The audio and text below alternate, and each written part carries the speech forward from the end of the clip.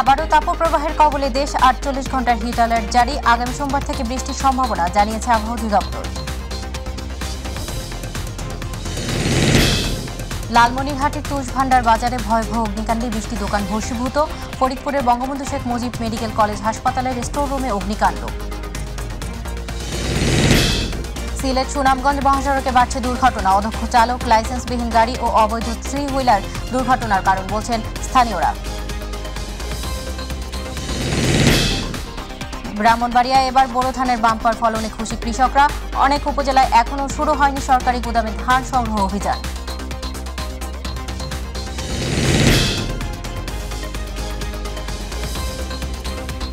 আসসালামু আলাইকুম দর্শক, আমন্ত্রণ জানাচ্ছি মাই টিভি জেলা সংবাদে। আপনাদের সাথে আছি আমি সওদা ইসলাম বর্ষা। শুনছিলেন সংবাদ শিরোনাম, এবারে বিস্তারিত সংবাদ। দেশের ৫ বিভাগ রাজশাহী, রংপুর, ঢাকা, খুলনা ও বরিশালে আগামী ৪৮ ঘন্টার জন্য তাপপ্রবাহের সতর্কবার্তা দিয়েছে আবহাওয়া অধিদপ্তর। আবহাওয়া অফিস জানায়, জলীয় বাষ্প বেশি থাকার কারণে তাপপ্রবাহের এলাকাগুলোতে অস্বস্তিকর পরিস্থিতি থাকতে পারে।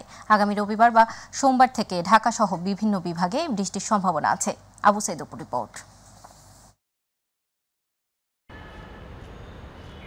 টানা এপ্রিল মাস জুড়ে তীব্র তাপপ্রবাহের পর রাজধানীসহ সারা দেশে বৃষ্টি শুরু হলে স্বস্তিতে ফিরে মানুষের জীবন।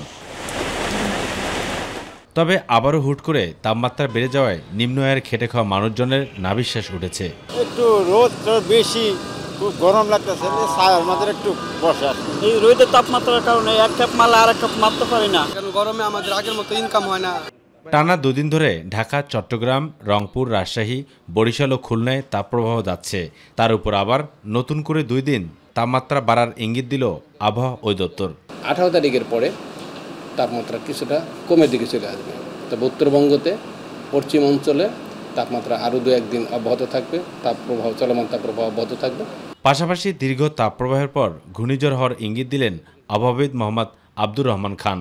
একই সাথে দিলেন স্বস্তির বার্তাও। 19 তারিখের পর থেকে দেশের বিভিন্ন অংশে বিচ্ছিন্নভাবে বৃষ্টিপাতের প্রবণতা শুরু হলে তাপমাত্রা কমে আসবে। মে মাসের 22 অথবা 23 তারিখে দক্ষিণ বঙ্গোপসাগরে একটু লঘুচাপ সৃষ্টি হতে পারে। এখনও কিন্তু সেই ধরনের সৃষ্টি হয়নি। আবু সাইদুর, মাই টিভি, ঢাকা। সিলেটে চলছে তীব্র গরম। এই গরম অনেকের জন্যই অসহনীয় হয়ে উঠেছে। বিশেষ করে বৃদ্ধ, শিশু ও রোগীরা এমন গরমে চরম কষ্টে আছেন। অনেককে ঠেলে দিচ্ছে মৃত্যুর দিকে। দুপুরে সিলেট মহানগরের জিন্দা বাজারে ঘটছে এমন ঘটনা। মহানগরের জিন্দা বাজারস্থ সিটি শপিং মল সিটি সেন্টারের সামনে দুপুর 12টার দিকে শফিকুল ইসলাম নামে এক যুবক মারা গেছেন। পরিবারের সদস্যদের ধারণা, তীব্র গরমে হিটস্ট্রোক বা হৃদরোগে আক্রান্ত হয়ে মারা গেছেন। আবহাওয়া অফিসের সহকারী আবহাওয়াবিদ শাহ মোহাম্মদ সজীব হোসেন জানিয়েছেন, আজ বিকেল 3টায় সিলেটে রেকর্ডকৃত তাপমাত্রা ছিল 37 ডিগ্রি সেলসিয়াস, যা এই বছরের মধ্যে সর্বোচ্চ। দিতে দিতে পড়ে গেছে। তারপর লোকজনে নিয়ে সিটি সেন্টারের ফ্যানের তলে দেখছেন, আরো 2-1 বাইয়ে মাথাত ফানি দিয়েছেন। ওই সময় দেখছি আমরা খালি করতে এরকম ভাব করে। এই গরমের জন্য আমরা কিন্তু গাড়ি লিয়ে বাড়িয়ে আমরা রুচি করবার কোনো ক্ষমতা নাই। 7টার সময় বাড়িছিলাম, আমরা 11টার সময় গেছি গা, গরমে টিকতারি না। লালমনিরহাটের কালীগঞ্জ উপজেলার তুষভান্ডার বাজারে ভয়াবহ অগ্নিকাণ্ডে 20টি দোকান পুড়ে গেছে। দুপুরে তুষভান্ডার মধ্যবাজারে এই অগ্নিকাণ্ডের ঘটনা ঘটে। পরে ফায়ার সার্ভিসের 4টি ইউনিট প্রায় 1 ঘন্টা চেষ্টা চালিয়ে আগুন নিয়ন্ত্রণে আনেন। সকালে ইউনিয়নের তুষভান্ডার বাজারে ওষুধের দোকান থেকে প্রথমে আগুনের সূত্রপাত হয়। মুহূর্তের মধ্যে আগুন আশপাশের দোকানগুলোতে ছড়িয়ে পড়ে। পরে ফায়ার সার্ভিসের কর্মীরা এসে 1 ঘন্টারও বেশি সময় চেষ্টা চালিয়ে আগুন নিয়ন্ত্রণে আনেন। ফরিদপুরের বঙ্গবন্ধু শেখ মুজিব মেডিকেল কলেজ হাসপাতালের 6তলা ভবনের 2য় তলায় স্টোর রুমে অগ্নিকাণ্ডের ঘটনা ঘটেছে। আগুনে স্টোর রুমে থাকা যন্ত্রপাতি ও ওষুধ পুড়ে গেছে বলে প্রাথমিকভাবে জানা গেছে। সকাল 8:30টার দিকে আগুনের সূত্রপাত হয়। এদিকে আগুন লাগার খবর দ্রুত ছড়িয়ে পড়ায় রোগীদের মধ্যে আতঙ্ক ছড়িয়ে পড়ে। 6তলার সাথে লাগোয়া 10তলা ভবনের রোগীরাও নিচে নেমে আসে এবং নিরাপদে অবস্থান নেয়। খবর পেয়ে ফরিদপুর ফায়ার সার্ভিসের কর্মীরা উপস্থিত হয়ে স্টোর রুমের তালা ভেঙে আগুন নিয়ন্ত্রণে আনে। ঝিনাইদহের শৈলকুপায় জমি নিয়ে বিরোধের জের ধরে দুপক্ষের সংঘর্ষে অন্তত ৫ জন আহত হয়েছে। ভাঙচুর করা হয়েছে ২টি বাড়িঘর। বৃহস্পতিবার সকালে উপজেলার ভাটই গ্রামে এ ঘটনা ঘটে। পুলিশ ও স্থানীয়রা জানায়, দীর্ঘদিন ধরে ওই গ্রামের পূর্ব পাড়ার বাসিন্দা আব্দুল বাড়ির সাথে প্রতিবেশী রুস্তম আলী, কুবাদ আলী, মুজাম হোসেন ও ইসলাম হোসেনের জমি নিয়ে বিরোধ চলে আসছিল। এরই জের ধরে সংঘর্ষ হয়। খবর পেয়ে পুলিশ ঘটনাস্থলে এসে পরিস্থিতি নিয়ন্ত্রণে আনেন। আহতদের উদ্ধার করে ঝিনাইদহ সদর হাসপাতালে ভর্তি করা হয়েছে। চট্টগ্রাম মিরসরাই উপজেলার জোরারগঞ্জ থানাধীন হিঙ্গুলি ইউনিয়নে বীর মুক্তিযোদ্ধা মোহাম্মদ ইলিয়াসের কবর খুঁড়তে গিয়ে একটি পুরাতন গ্রেনেড বোমা পাওয়া গেছে। এ ঘটনায় এলাকাবাসীদের মাঝে আতঙ্ক ছড়িয়ে পড়ে। খবর পেয়ে চট্টগ্রাম মেট্রোপলিটন কাউন্টার টেররিজম এর বোমা ডিসপোজাল ইউনিট বোমাটি উদ্ধার করে নিরাপদ স্থানে নিয়ে বিস্ফোরণ করায়। জোরারগঞ্জ থানার ভারপ্রাপ্ত কর্মকর্তা আব্দুল্লাহ আল হারুন জানান, খবর পেয়ে তাৎক্ষণিকভাবে পুলিশ পাঠানো হয়েছে। পরবর্তীতে বোমাটির চারপাশে বালির বস্তা দিয়ে ডেকে পুলিশ পাহারায় রাখা হয়।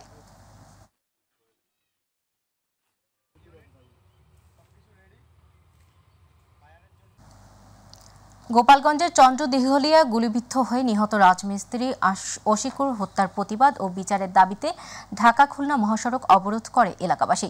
বৃহস্পতিবার বেলা 11:30 থেকে দুপুর 1:30 পর্যন্ত চলে এই অবরোধ ও বিক্ষোভে যোগ দেয় গোপালগঞ্জ জেলা যুবলীগ, ছাত্রলীগ ও আওয়ামী লীগের নেতাকর্মীরা। এ সময় ঢাকা খুলনা মহাসড়কের দুই দিকে যানজট সৃষ্টি হলে চরম দুর্ভোগে পড়ে যাত্রী ও সাধারণ মানুষ।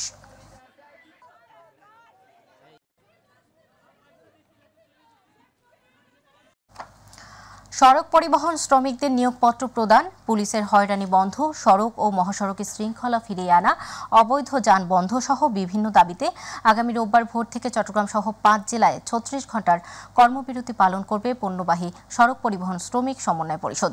আজ দুপুরে চট্টগ্রাম প্রেস ক্লাবে আয়োজিত সাংবাদিক সম্মেলনে পরিবহন শ্রমিকদের 36 ঘণ্টা কর্মবিরতি ঘোষণা করা হয়।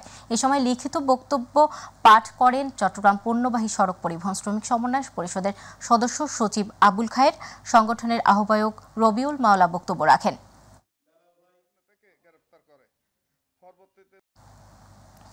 সিলেট সুনামগঞ্জ মহাসড়কে বাড়ছে সড়ক দুর্ঘটনা। অদক্ষ অপ্রাপ্তবয়স্ক চালক, লাইসেন্স ও ফিটনেসবিহীন গাড়ি, ব্যাটারি চালিত অটোরিকশা, সিএনজি, লেগুনা এবং যত্রতত্র গাড়ি পার্কিংই সড়ক দুর্ঘটনার কারণ বলে মনে করছেন স্থানীয়রা। পুলিশ বলছে, সড়ক দুর্ঘটনা রোধে নিয়মিত কার্যক্রম পরিচালিত হচ্ছে। প্রতিনিধি আবু হানিফের পাঠানো তথ্য চিত্র নিয়ে রিপোর্ট করছেন ইলিয়াস কমল। সিলেট সুনামগঞ্জ মহাসড়কে প্রায় প্রতিদিনই ঘটছে সড়ক দুর্ঘটনা। এসব দুর্ঘটনায় কোনো না কোনো স্থানে কেউ নিহত, আবার কেউ আহত হয়ে সারা জীবনের জন্য পঙ্গুত্ব বরণ করছেন, হয়ে উঠছেন পরিবারের বোঝা।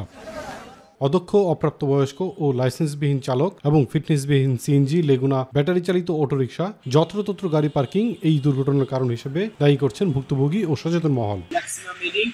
ড্রাইভিং লাইসেন্স নেই, তো এই যে অদক্ষ ড্রাইভাররা সড়কে যানবাহন চলাচল করছে, আসলে এরা বিভিন্ন পুলিশ সিগন্যাল কি আসলে গাড়ি চলাচলের কিভাবে গাড়ি চলাচল করতে হয় সেটা আসলে ওরা জানেই না।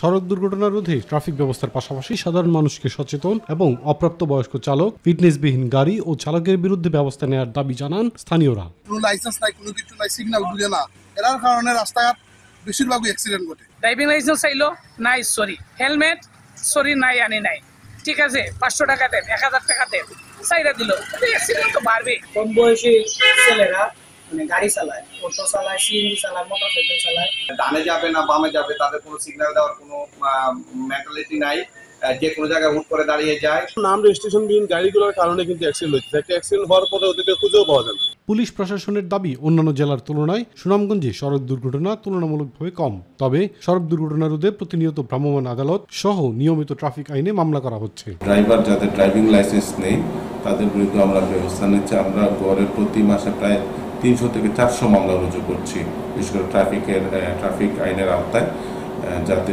লোকজন আরো অধিক সচেতন হয় এবং ড্রাইভিং লাইসেন্স করিয়ে নেয়। একটি সড়ক দুর্ঘটনা সারা জীবনের কান্না, তাই সড়ক দুর্ঘটনা কমিয়ে আনতে সরকার আরও কার্যকর পদক্ষেপ নেবে, এমনটাই প্রত্যাশা স্থানীয়দের। ইলিয়াস কমল, মাই টিভি। প্রথমে দেখলে যে কারো মনে হবে এ যেন এক অসুস্থতার প্রতিযোগিতা। অসুস্থ কেউ অন্য কাউকে স্পর্শ করলে তিনিও হচ্ছেন অসুস্থ।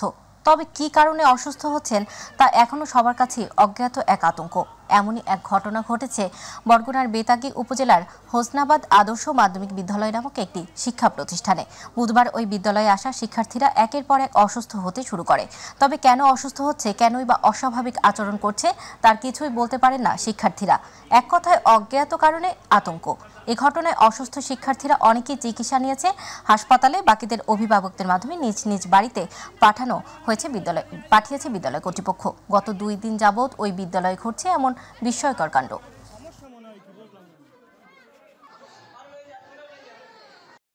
এবারে আমাদের কৃষি।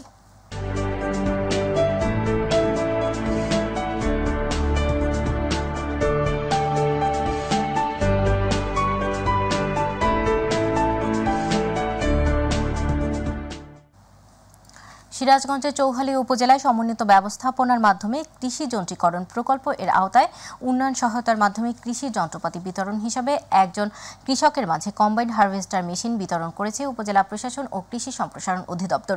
বৃহস্পতিবার সকালে উপজেলা পরিষদ চত্বরে উপজেলা হিসাবে স্যার মাজিদুর রহমানের সভাপতিত্বে প্রধান অতিথি হিসেবে উপস্থিত ছিলেন উপজেলা নির্বাহী অফিসার মাহবুব হাসান। এ সময় আরও উপস্থিত ছিলেন অতিরিক্ত কৃষি সম্প্রসারণ অফিসার সাব্বির আহমেদ সিফাত সহ আরও অন্যান্যরা।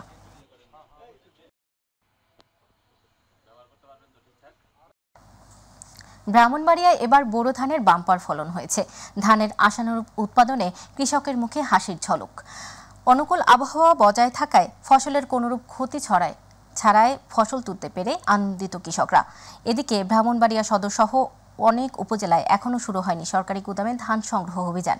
প্রতিনিধি আফমা কাউসার ইমরানী রিপোর্ট জানাচ্ছেন শামস তাবরিজ উচ্ছ্বাস। অনুকূল আবহাওয়া বজায় থাকায় মাঠ জুড়ে সোনালী ফসল বলে দিচ্ছে ব্রাহ্মণবাড়িয়া জেলায় এবছর বোরোর বাম্পার ফলন হয়েছে। এখন ধান কাটা ও মাড়াইয়ে ব্যস্ত সময় পার করছেন কৃষকেরা। এবার বোরো ফসল বাম্পার ধান ফলন হয়েছে, কানি প্রতি ধান 25 থেকে 30 মণ ইনশাল্লাহ হবে। তবে এবার চৈত্রের শেষে শিলাবৃষ্টি ও ঝড়ের শঙ্কায় ছিলেন কৃষকেরা। শঙ্কা কাটিয়ে বাম্পার ফলন হওয়ায় চোখে খুশির ঝিলিক, হাসি মুখে চলছে ফসল উত্তোলন। হ্যাঁ, আমরা এবার খুব ফলন ভালো হয়েছে, ধান খুব সুন্দর, ধানের মধ্যে কোনো চিটা মিটার কিছু নাই। এদিকে সরকার ভর্তুকি মূল্যে কৃষকদের হারভেস্টর মেশিন দেয় টান কাটা ও মাড়াই করতে পেরে খরচ কমে গেছে বলে জানান কৃষকরা। এতে কৃষকদের উৎপাদন খরচ যেমন কমেছে, তেমনি ধান কাটা ও মাড়াইও সহজ হয়েছে। টানাতে ধান মোটামুটি বছর কোনো বৃষ্টিও মোটামুটি ভালো হয়েছে, আর কোনো ঝড় তুফান হয়েছে না। আমাদের এলাকাতে সবাই আমারও বললাম না, সবার ধান আল্লাহর রহমতে খুব ভালো হয়েছে। প্রায় 25-30 কানি কাটতে পারি, যদি মেশিন ভালো থাকে আর নাহলে 20 কানি কাটতে পারি। জেলায় চলতি মৌসুমে 9টি উপজেলায় ধানের উৎপাদন লক্ষ্যমাত্রা ছাড়িয়ে যাবে বলে আশাবাদী কৃষি বিভাগ। পাশাপাশি ধান বাজারজাতকরণে কৃষকদের পাশে থেকে মাঠে কাজ করছে কৃষি কর্মকর্তারা। কৃষকদেরকে উদ্বুদ্ধ করছি, তারা আবেদন করছে। আমরা কৃষি বিভাগ কৃষকের পাশে থেকে তাদেরকে বিভিন্ন নতুন প্রযুক্তিগত যে পরামর্শ, এগুলো আমরা কৃষকদেরকে দিয়ে থাকি। আমাদের যে উৎপাদনের লক্ষ্যমাত্রা ধরা হয়েছিল 7,15,405 মেট্রিক টন, আমরা আশা করছি এই উৎপাদনের লক্ষ্যমাত্রা ছাড়িয়ে যাবে। নানা প্রতিকূল পরিস্থিতি কাটিয়ে উৎপাদিত ফসলের ন্যায্য মূল্য পাবে কৃষক, এমনটাই প্রত্যাশা সংশ্লিষ্টদের। শামস তাবরিজ উচ্ছ্বাস, মাই টিভি নিউজ ডেস্ক। নির্বাচন কমিশনার মোহাম্মদ আহসান হাবিব খান বলেছেন, নির্বাচন কমিশনের প্রতি ভোটার ও প্রার্থীদের মধ্যে ধারণা পাল্টেছে, বিশ্বাস জন্মেছে। সেজন্যই প্রার্থীরা আবারও ভোটারদের দ্বারে দ্বারে যাচ্ছে। প্রার্থীরা ভোটারদের দ্বারে দ্বারে যাওয়ার যে সংস্কৃতি, সেটা আবারও ফিরে এসেছে। 6ষ্ঠ উপজেলা পরিষদ নির্বাচন অবাধ, সুষ্ঠু ও শান্তিপূর্ণ পরিবেশে অনুষ্ঠানের লক্ষ্যে যশোর শিল্পকলা একাডেমি মিলনায়তনে যশোর, নড়াইল ও মাগুরা জেলার প্রার্থী নির্বাচন সংশ্লিষ্টদের সঙ্গে মতবিনিময় অনুষ্ঠিত হয়। সেখানে প্রধান অতিথি ছিলেন ইসি আহসান হাবিব খান। অনুষ্ঠান শেষে দুপুর 2:30টার দিকে গণমাধ্যম কর্মীদের তিনি কথা বলেন। যার ভোট সে দিবে, যাকে খুশি তাকে দিবে এবং নির্বিঘ্নে এসে নির্ভয়ে সে ফেরত চলে যাবে শান্তিপূর্ণভাবে।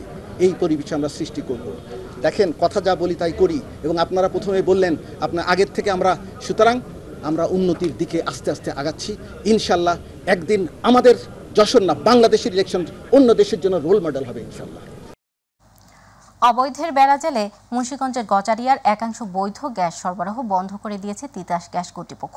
গেল 27 এপ্রিল সকাল থেকে গজারিয়া উপজেলার বাউশিয়া ও ভবেরচর ইউনিয়নে গ্যাস সরবরাহ বন্ধ করে দেওয়া হয়। তিতাস গ্যাস জানিয়েছে, অবৈধ গ্রাহকদের শায়েস্তা করতে এমন পদক্ষেপ নেওয়া হয়েছে।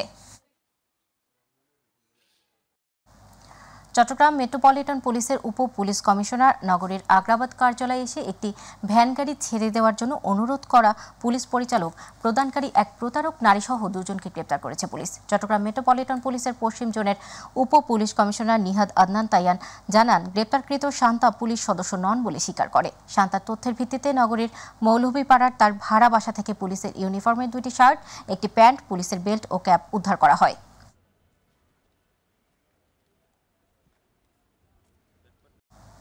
চট্টগ্রামে লোহাগড়া অবৈধ স্থাপনা উচ্ছেদ অভিযান পরিচালনা করেছে চট্টগ্রাম দক্ষিণ সড়ক বিভাগ ও উপজেলা প্রশাসন। চট্টগ্রাম কক্সবাজার মহাসড়কের লোহাগড়া ও পদুয়া বাজার অংশে রাস্তার দুপাশে অবৈধভাবে গড়ে তোলা দোকানপাট, ফুটপাত দখলমুক্ত করতে ভ্রাম্যমাণ আদালতে এই অভিযান পরিচালনা করেন নির্বাহী ম্যাজিস্ট্রেট ও লোহাগড়া উপজেলা সহকারী কমিশনার নাজমুল লায়েল।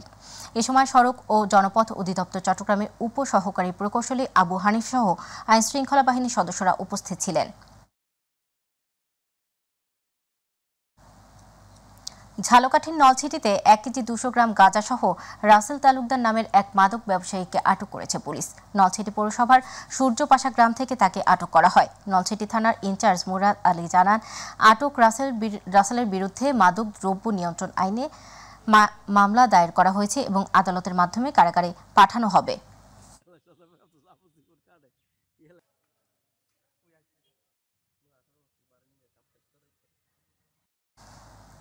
গত 28 এপ্রিল অনুষ্ঠিত দিনাজপুরের 5 নং বিরল ইউনিয়ন, 2 নং ফরাক্কাবাদ ইউনিয়ন ও 1 নং আজিমপুর ইউনিয়নের নবনির্বাচিত চেয়ারম্যানদের শপথ গ্রহণ অনুষ্ঠিত হয়েছে।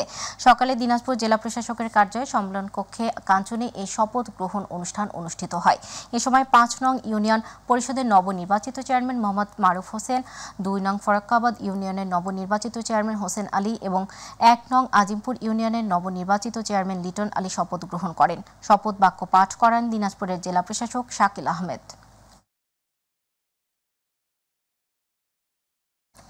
সাতক্ষীরায় যুব কর্মসংস্থান সৃষ্টিতে স্থানীয় কারিগরি ও বৃত্তিমূলক শিক্ষা প্রতিষ্ঠানের ভূমিকার শীর্ষক সংলাপ অনুষ্ঠিত হয়েছে। সেন্টার ফর পলিসি ডায়ালগ সিপিডির উদ্যোগে ও ইউরোপীয় ইউনিয়নের সহায়তায় এবং এসডিজি বাস্তবায়নে নাগরিক প্ল্যাটফর্ম ও ইকো সোশ্যাল ডেভেলপমেন্ট অর্গানাইজেশন ইউএসডিওর সার্বিক সহযোগিতায় সংলাপে সিপিডির ফেলো ও নাগরিক প্ল্যাটফর্মের আহ্বায়ক ডক্টর দেবপ্রিয় ভট্টাচার্যের সভাপতিত্বে সংলাপে অতিথি ছিলেন সাতক্ষীরা সদর 2 আসনের সংসদ সদস্য আশরাফুজ্জামান।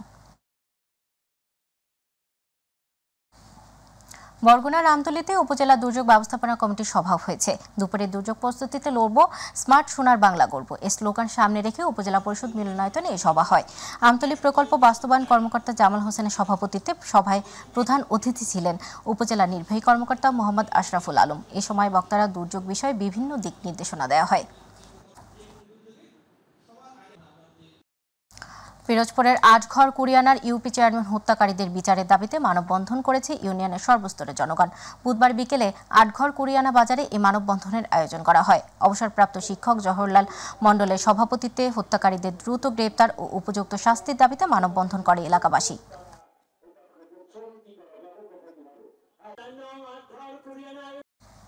নেত্রকোনার পূর্বধলা উপজেলার তেনুয়া উচ্চ বিদ্যালয়ের প্রতিষ্ঠাতা প্রধান শিক্ষক প্রয়াত জয়নুল আবেদিনের স্মরণে ফ্রি মেডিকেল ক্যাম্প হয়েছে। দুপুরে উপজেলার হিরণপুর বাজার এলাকায় ঢাকা মেডিকেল কলেজের নেফ্রোলজি বিভাগের ডক্টর এইচ.এম. মোস্তাফিজুর রহমান রিজভির আয়োজনে ও এলাকাবাসীর সার্বিক সহযোগিতায় বিভিন্ন রোগে আক্রান্ত প্রায় 2000 মানুষকে বিশেষ মেডিকেল টিমের ডাক্তারদের মাধ্যমে দিনব্যাপী এ চিকিৎসা সেবা প্রদান করা হয়। রংপুর সদর উপজেলা প্রাণী সম্পদ কর্মকর্তা ডাক্তার রহমত আলীর বিরুদ্ধে মিথ্যা অভিযোগের বিরুদ্ধে প্রতিবাদ সভা ও মানববন্ধন হয়েছে। দুপুরে রংপুর সদর উপজেলা প্রাণী সম্পদ অফিস চত্বরে সাধারণ খামারিদের আয়োজনে এই প্রতিবাদ সভা ও মানববন্ধন হয়। মানববন্ধনে অংশ নেওয়া বক্তারা বলেন, প্রাণী সম্পদ কর্মকর্তার বিরুদ্ধে একটি মহল মিথ্যা ও ভিত্তিহীন অভিযোগ তুলেছেন।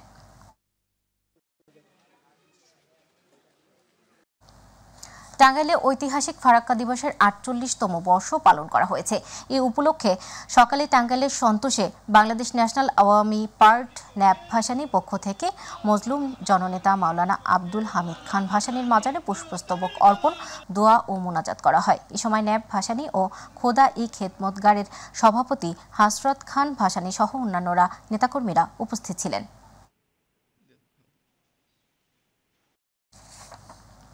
বরিশালের গৌরনদীতে ভোক্তা অধিকার সংরক্ষণ আইন 2009 অবহিতকরণ ও বাস্তবায়ন বিষয়ক সেমিনার হয়েছে। উপজেলা প্রশাসনের আয়োজনে দুপুরে শহীদ সুকান্ত বাবু মিলনায়তনে উপজেলা নির্বাহী কর্মকর্তা আবু আবদুল্লাহ খান এর সভাপতিত্বে বক্তব্য রাখেন উপজেলা সহকারী কমিশনার ভূমি রফিকুল ইসলাম।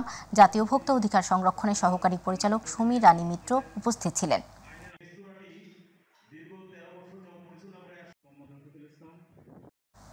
গাইবান্ধার সাদুল্লাপুরে জাতীয় পুষ্টি সপ্তাহ উপলক্ষে সমাপনী আলোচনা সভা ও পুরস্কার বিতরণ অনুষ্ঠিত হয়েছে। এ সময় উপজেলা স্বাস্থ্য কর্মকর্তা শাহিনুল ইসলাম মণ্ডলের সভাপতিত্বে ও সেনেটারি ইন্সপেক্টর গোলাম রাব্বানীর সঞ্চালনায় বক্তব্য রাখেন RMO doctor Suranjan Kumar Sarkar, MOD C doctor Abu Bakar Siddique Anik, medical officer Maidul Islam সহ অন্যান্য সুধীজন। ঝিনাইদহের মহেশপুরে নবাগত উপজেলা নির্বাহী কর্মকর্তা ইয়াসমিন মনিরার সাথে সাংবাদিকদের মতবিনিময় সভা অনুষ্ঠিত হয়েছে। উপজেলা পরিষদ হলরুমে অনুষ্ঠিত সভায় সহকারী কমিশনার ভূমি শরীফ শাওন, মহেশপুর থানার ভারপ্রাপ্ত কর্মকর্তা মাহাবুর রহমান, মহেশপুর প্রেস ক্লাব সভাপতি ও মাই টিভি প্রতিনিধি সরওয়ার হোসেন সহ আরও অনেকে উপস্থিত ছিলেন।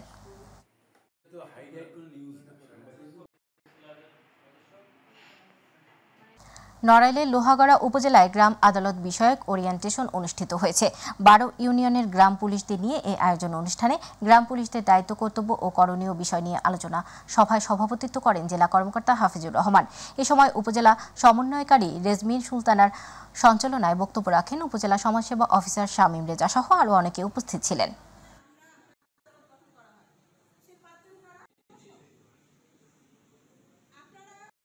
টাঙ্গাইলে মাওলানা ভাসানী বিজ্ঞান ও প্রযুক্তি বিশ্ববিদ্যালয়ে পরিবেশ বিজ্ঞান ও সম্পদ ব্যবস্থাপনা বিষয়ে আন্তর্জাতিক সম্মেলন অনুষ্ঠিত হয়েছে।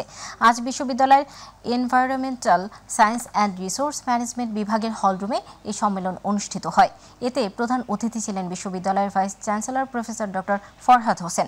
সম্মেলনে মূল প্রবন্ধ উপস্থাপন করেন স্বাধীনতা পদকপ্রাপ্ত বিজ্ঞানী professor doctor Mobarak Ahmed Khan, university of ফিলিপাইনের professor doctor Mario Delos VS এবং টোকিও ইউনিভার্সিটির অ্যাসোসিয়েটর প্রফেসর ডক্টর মেই ফেং চাইং।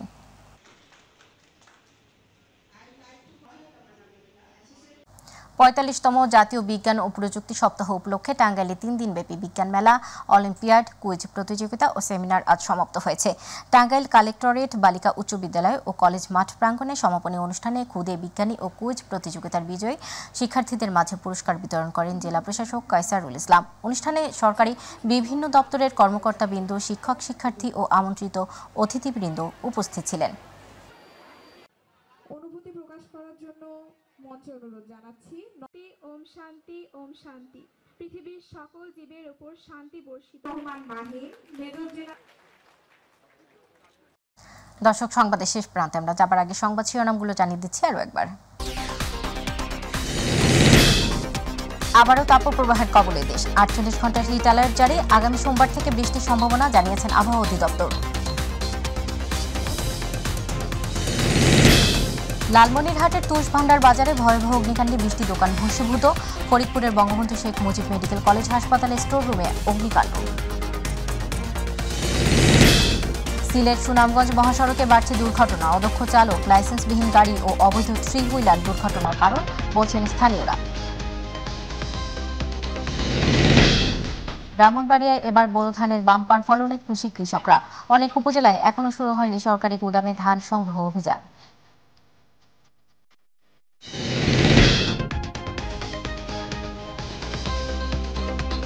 দর্শক, এখনকার সংবাদ ছিল এই পর্যন্ত। সাথে থাকার জন্য ধন্যবাদ। এছাড়া মাইটিভি সংবাদ পেতে ভিজিট করুন youtube/mytvnews এবং আমাদের অনুষ্ঠান ভিজিট করুন youtube/mytvবাংলা, facebook/mytvবাংলা। পরবর্তী সংবাদ দেখার আমরা বিদায় নিচ্ছি। আল্লাহ হাফেজ।